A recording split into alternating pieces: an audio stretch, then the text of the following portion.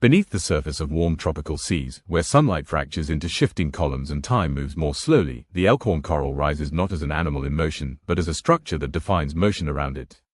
Fish pass through its branches.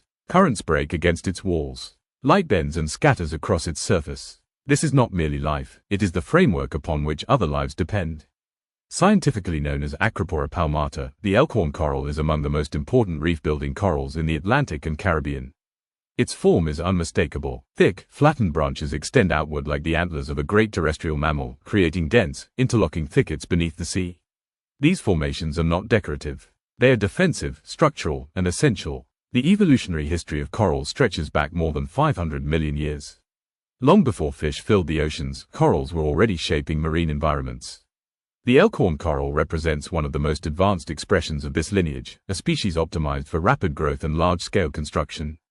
It does not wander, hunt, or chase. Its survival strategy is occupation. Build fast, build big, build where others cannot. Despite appearing plant-like or mineral, Elkhorn coral is an animal. Each branch is covered in thousands of tiny polyps, soft-bodied organisms related to jellyfish. Individually fragile, together unstoppable, each polyp extends tentacles at night, capturing microscopic food particles drifting in the water. But feeding alone does not explain the coral's success. At the heart of its power lies symbiosis. Within the tissues of each polyp live microscopic algae known as zooxanthellae. These algae perform photosynthesis, converting sunlight into energy. In return for shelter, they provide the coral with nutrients. This partnership fuels rapid calcium carbonate deposition, allowing Elkhorn coral to grow faster than most reef competitors. Growth is not subtle. Under ideal conditions, Elkhorn coral can expand by several centimeters per year. Over decades, this results in reef structures massive enough to break ocean waves. Entire coastlines are shaped by these living walls. Storm energy dissipates before reaching shore. Beaches remain intact. Islands endure. Habitat is specific but expansive. Elkhorn coral thrives in shallow, sunlit waters, typically less than 5 meters deep. It favors clear water, stable temperatures, and moderate wave action. Too much sediment suffocates it. Too little movement starves it of nutrients. Balance is everything. Historically, Elkhorn coral dominated Caribbean reefs. It formed the backbone of shallow reef zones, providing shelter for fish, crustaceans, mollusks, and countless other organisms. Juvenile fish hid among its branches. Predators patrolled its edges. Entire food webs assembled around its structure. Reproduction occurs in multiple ways. Sexually, Elkhorn coral releases eggs and sperm into the water in synchronized spawning events, often timed with lunar cycles. Fertilized larvae drift before settling, anchoring themselves to suitable substrate. Asexually, broken fragments can reattach and grow, turning destruction into propagation. A storm that snaps a branch may inadvertently create a new colony.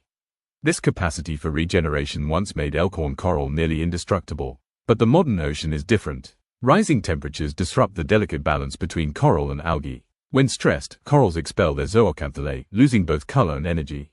This process, bleaching, leaves Elkhorn coral weakened, vulnerable to disease, and slow to recover. Pollution clouds the water. Overfishing alters ecological balance. Physical damage accumulates faster than regrowth. Yet even now, Elkhorn coral persists. It does not flee warming seas. It does not adapt quickly. Instead, it survives through legacy, through fragments, through survivors, through pockets of resistance where conditions remain just stable enough. Its presence becomes rarer, but no less significant. To lose Elkhorn coral is not to lose a species. It is to lose an architecture, a coastline defense, a nursery, a memory written in limestone. And still, beneath the waves, where sunlight dances across branching antlers of stone and flesh, it continues to build. Slowly, quietly, relentlessly. As centuries compress into decades and decades into moments, the Elkhorn coral finds itself standing at the edge of a changing ocean. It does not sense time as humans do, yet its body records every fluctuation. A rise in temperature, a shift in chemistry, a storm arriving out of season, each leaves its mark in calcium and scar tissue. The reef becomes a living archive of stress. Disease now moves through coral populations with an efficiency unknown in the past. White band disease, once rare, spreads rapidly across weakened colonies, stripping living tissue from branches and leaving behind bare skeletons. Where once Elkhorn coral could recover through fragmentation and regrowth, repeated disturbances overwhelm its resilience. The balance that sustained it for millennia tilts, slowly but decisively. Climate change amplifies every existing threat. Warmer waters increase bleaching frequency. Ocean acidification reduces the availability of carbonate ions needed to build skeletons.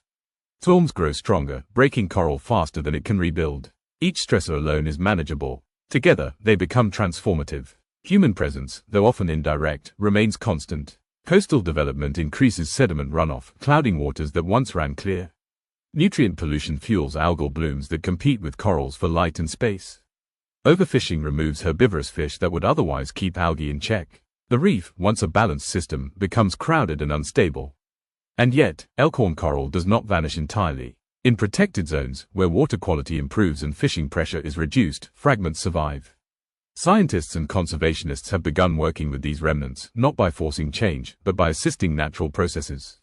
Coral nurseries cultivate fragments in controlled environments before transplanting them back to degraded reefs. Genetic diversity is carefully considered. Survivors of heat stress are studied, not as anomalies, but as potential foundations for the future. Restoration is slow. It does not offer dramatic results.